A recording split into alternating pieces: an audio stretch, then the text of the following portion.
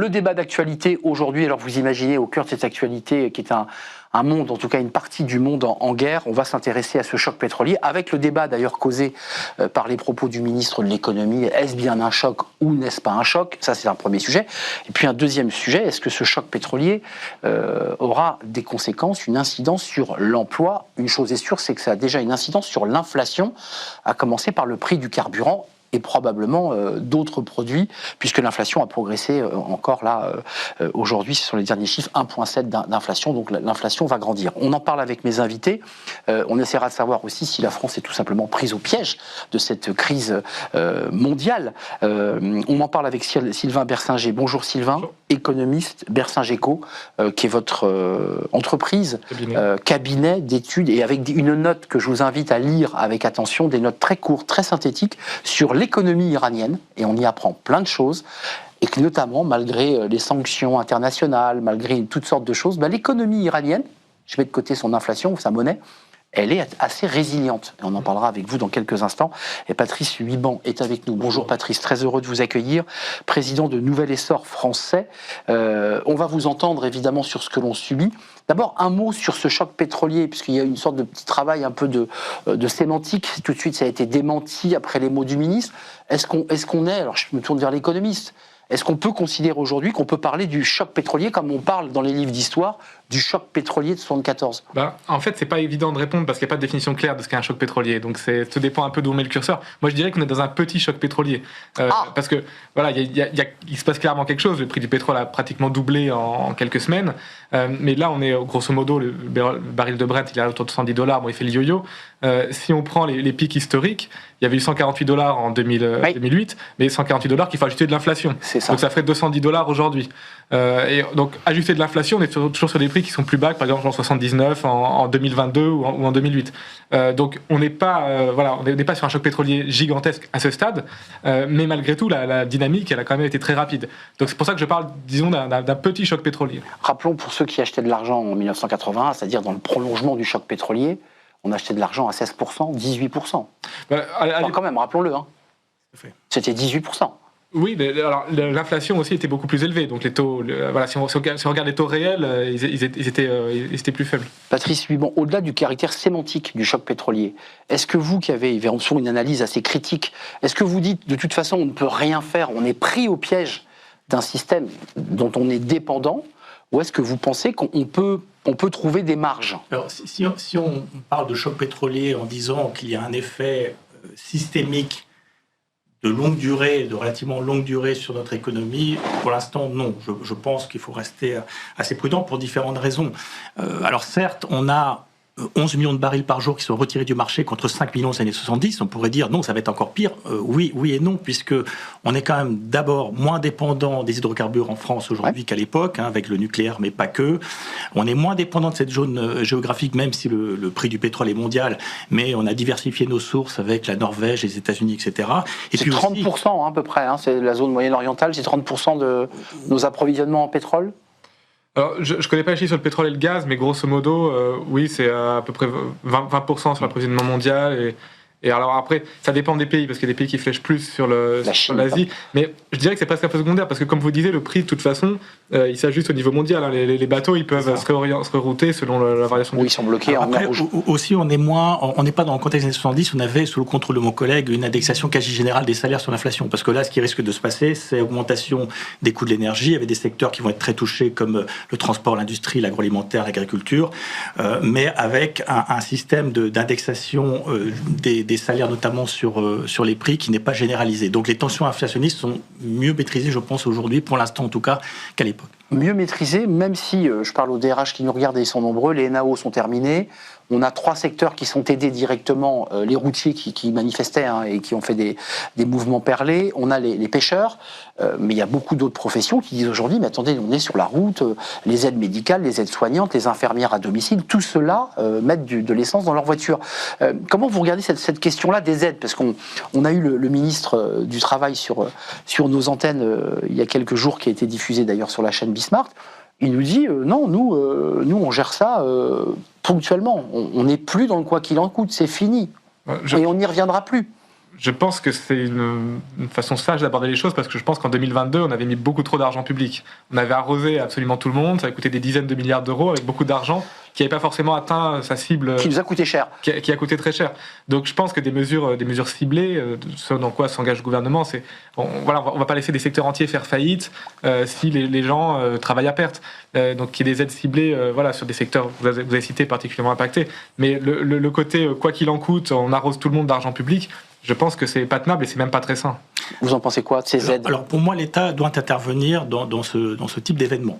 Le problème, c'est que comme il intervient. Oui, mais comme on est incapable de réparer le toit par beau temps, c'est-à-dire d'assainir nos finances publiques par temps calme, le jour où la tempête arrive, on n'a plus cette capacité finalement d'aide et de lissage de la conjoncture. Ce qui fait que le gouvernement effectivement dit qu'il faut cibler, mais pourquoi les agriculteurs, les transporteurs et pas les taxis et les infirmières libérales par exemple ou les infirmiers libéraux? Donc on voit bien tout simplement parce qu'il n'y a plus rien dans les caisses. Et donc le rôle de l'État, c'est d'être là quand il y a des perturbations systémiques. L'État, faute d'avoir assaini ses finances publiques par temps calme, est incapable. Donc vous nous dites que c'est pas de la stratégie, c'est juste du bon sens, on n'a plus de sous dans les caisses et on ne peut pas faire beaucoup plus. Exactement, pour moi c'est ça, un principe de réalité. Sylvain, il y a de ça quand même, il y a de la stratégie, mais il y a aussi quelque part du bon sens de la mère de famille qui dit écoute, je ne peux pas changer la machine à laver, donc on va la faire durer encore un peu. Non, je pense que c'est ça, on a des finances publiques qui sont dans un état quand même très dégradé, on a des taux souverains qui ont augmenté, qui sont autour de 3,8%.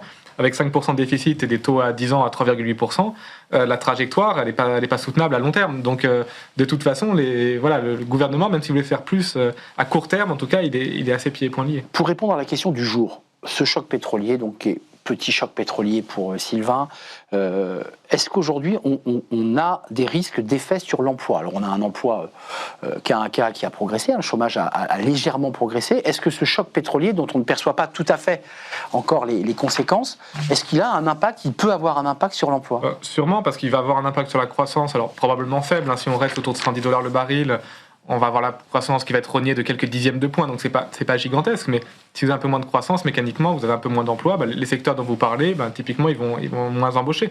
Donc à ce stade, je pense que oui, il y a un impact sur l'emploi, mais c'est un impact qui est faible.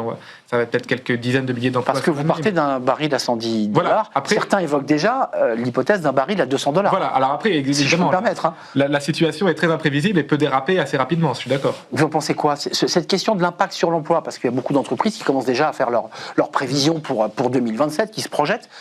Ça arrive entre guillemets, les crises arrivent jamais au bon moment. Mais enfin, là, avec un taux de prélèvement obligatoire sur les entreprises qui est parmi les 3 plus élevés de l'OCDE, même si on prend en compte les aides publiques, c'est-à-dire qu'on est à 25% de la valeur ajoutée, avec aide publique déduite, on est à 20%, l'Allemagne est à 10-12%. Avec aide déduite. Donc vous voyez déjà d'où on part. Sans compter la complexité administrative, avec les coûts cachés, puisqu'on a beaucoup de surtransposition par rapport aux normes européennes, et donc avec un coût du travail très élevé, puisque l'essentiel de notre protection sociale est financé par l'entreprise, par le travail. Si vous rajoutez à cela l'incertitude politique, plus une crise extérieure, donc si cette crise perdure, je suis assez pessimiste, hélas, pour l'emploi. Vous avez vu comme moi les déclarations de Patrick Pouyanné, le patron de Total, qui dans une interview à la presse écrite dit « Nous sommes capables globalement de tenir 6 mois ». Au-delà de 6 mois, on se met on crée une crise mondiale généralisée. Vous, l'économiste, et je reviendrai sur votre note très intéressante sur l'Iran, qui montre que ce pays non seulement avait des réserves de missiles et de drones, mais qu'en plus elle a des capacités économiques de résistance. Est-ce que vous êtes sur la ligne du patron de Total? Alors, je pense qu'il a des informations plus précises que moi sur exactement les stocks de pétrole, etc. Nous, on regarde le prix. Je dirais qu'en tant qu'économiste, l'autre indicateur, c'est un peu par déformation professionnelle, c'est le prix. C'est-à-dire que s'il n'y a pas de pénurie imminente, le prix reste relativement calme. $110, c'est haut, mais c'est pas non plus stratosphérique. Si on arrive à ce scénario que vous mentionnez depuis... Qui est évoqué, hein. Oui, mais qui est évoqué. Ça veut dire qu'on va dans un scénario où le prix atteint $200-300. C'est-à-dire, excusez-moi, c'est 3 litres, c'est 3 € le litre d'essence, là. Hein. Oui, ça peut arriver à ces... Voilà, ça peut... Non, mais quand je dis ça, je donne un chiffre extravagant, parce que 3 € le litre d'essence, je n'ai jamais connu un litre d'essence à 3 €, mais ça veut dire qu'il y a des incidences sociales, des chocs sociaux, des risques de manifestation et de dérèglement. De pénurie, tout simplement. Et de pénurie, même de tension sociale quand même dans le pays. Tout à fait. Alors, outre le fait qu'on a un taux de prélèvement obligatoire parmi les plus élevés sur les entreprises de l'OCDE, les normes également, les incertitudes politiques, mais facteur aggravant, c'est qu'on est moins dépendant des hydrocarbures que dans les années 70 grâce au nucléaire, mais on ne bénéficie pas plein de cet investissement historique, puisque on s'est mis dans le marché européen de l'électricité avec un prix qui est financé par le coût marginal du gaz. Donc vous voyez, donc on ne bénéficie même pas de ce qu'avaient fait nos aînés pour justement, lors des premiers chocs pétroliers, essayer de s'émanciper un tant soit peu des hydrocarbures.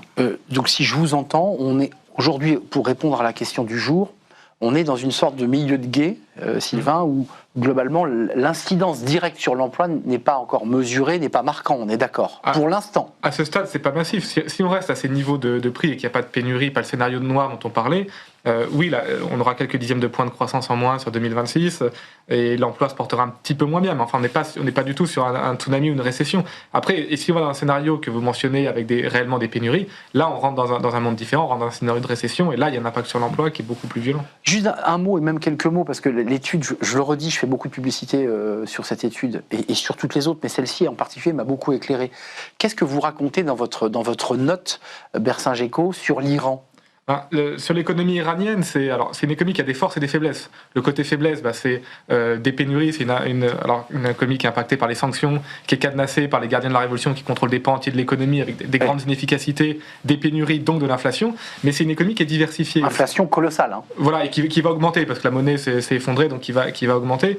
Mais c'est une économie diversifiée en fait. C'est pas une économie uniquement basée sur le gaz et le pétrole. Il y a de l'agriculture, il y a de l'industrie, il y a une manœuvre qualifiée. Donc on peut pas la comparer, mettons, au Koweït où vous avez du pétrole et rien d'autre. Ils ont une vraie, il y a une vraie structure industrielle, même si elle est plus faible que dans d'autres pays. Mais voilà, c'est un grand pays, un pays diversifié. En termes de niveau de vie, le PIB par habitant en partie de pouvoir d'achat de l'Iran, c'est la moyenne du monde, en gros. Donc un Iranien a un niveau de vie grosso modo. Ça m'a surpris. Donc c'est pas un pays pauvre. Exactement, c'est pas un pays sous-développé, voilà, c'est pas un pays pauvre. Sous-développé, non. Et c'est ça que j'ai trouvé intéressant dans la note. C'est un pays qui est diversifié. Quand même, pour faire un peu le tour de l'international et de rebondir sur notre thème, j'ai vu que Donald Trump commençait à être très très très en colère de la position française, puisque la France refuse le survol de ses avions de transport de matériel au-dessus du territoire. Le président Macron a interdit le survol, donc on a découvert qu'il y avait donc des avions américains qui passaient au-dessus de nos têtes. Tout ça, au-delà du caractère diplomatique et de la tension, il y a aussi des enjeux économiques très forts, parce que si Trump est en colère, on se dit qu'en plus de la difficulté économique du Moyen-Orient, on peut avoir aussi une colère sur les tarifs douaniers, sur la manière dont il va aussi traiter l'économie française et européenne. Donc vous n'avez pas cette inquiétude-là ? La France a raison d'être aussi prudente pour intervenir ?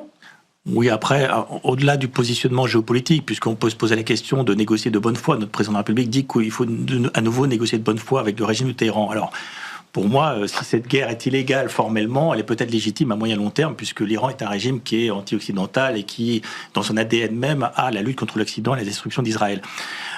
Après, voilà, donc déjà il y a la question de la position géopolitique, et ensuite, oui, si on s'oppose aux États-Unis, on sait très bien que on risque gros. Mais après, c'est une question purement de politique étrangère, de géopolitique.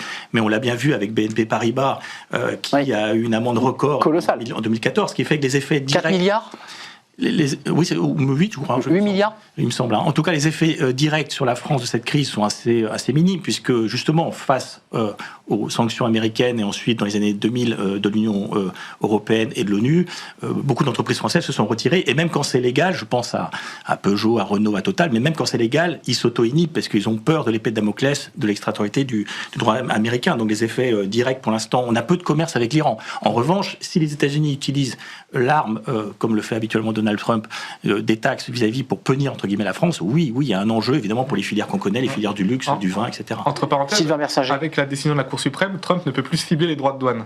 Parce qu'avant, il ciblait les droits de douane par pays. Maintenant, la Cour suprême a dit ça, c'est fini. Alors, Trump essaie de passer par d'autres canaux, mais maintenant, s'il met les droits de douane, ils doivent être pour tout le monde.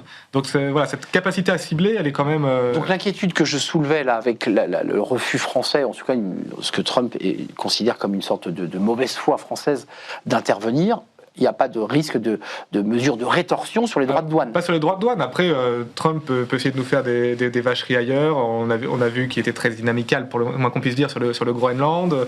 On est très dépendant des services numériques. Enfin, s'il veut nous embêter, je pense qu'il peut trouver d'autres leviers. Mais est-ce qu'on doit se laisser entraîner dans cette guerre juste pour faire plaisir à Trump ? Voilà, je ne suis pas convaincu. Donc la prudence, en tout cas, ça c'est de la fenêtre de l'économiste, vous dites cette prudence, elle nous protège peut-être d'un dérapage économique plus grave qu'imaginé finalement.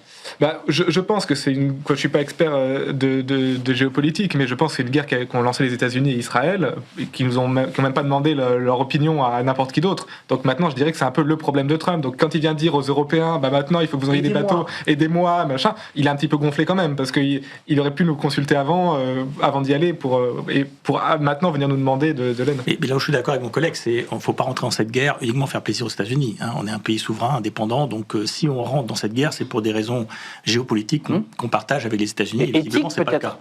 Éthique, vous évoquiez un pays infréquentable dirigé par... Oui, parce que c'est pas un régime nationaliste, attention. C'est pas un régime, c'est un régime islamique, chiite, impérialiste. C'est-à-dire que vis-à-vis de ce type de pays-là, de régime, on ne peut pas faire la paix, puisque pour faire la paix, il faut être deux. Et c'est un type de régime qui, par sa construction même, a dans son ADN la lutte contre l'Occident, et en particulier le fait de détruire Israël. Ils ne veulent pas, par exemple, de signer les accords d'Abraham. Alors beaucoup de pays de la région commencent à pacifier leurs relations avec Israël. Et l'Arabie Saoudite notamment. Et donc on peut comprendre qu'on veuille empêcher ce pays d'avoir l'arme nucléaire, parce qu'à partir du moment où vous avez un pays qui dit qu'il veut raser un autre pays qui plus est démocratique et allié de la région, ça pose quand même question.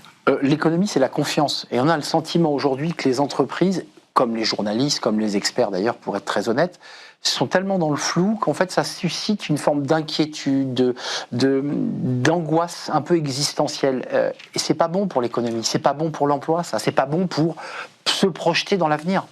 Non, c'est vrai qu'on a une série d'incertitudes. Alors, internationales, on a vu l'Ukraine, on a vu les droits de douane, on a vu maintenant l'Iran, peut-être qu'il y en aura d'autres, la Chine qui est quand même aussi très agressive d'un point de vue commercial. Et à l'intérieur, on a vu toutes les pagailles sur le budget, où on ne sait jamais trop à quelle sauce fiscale on va être mangé.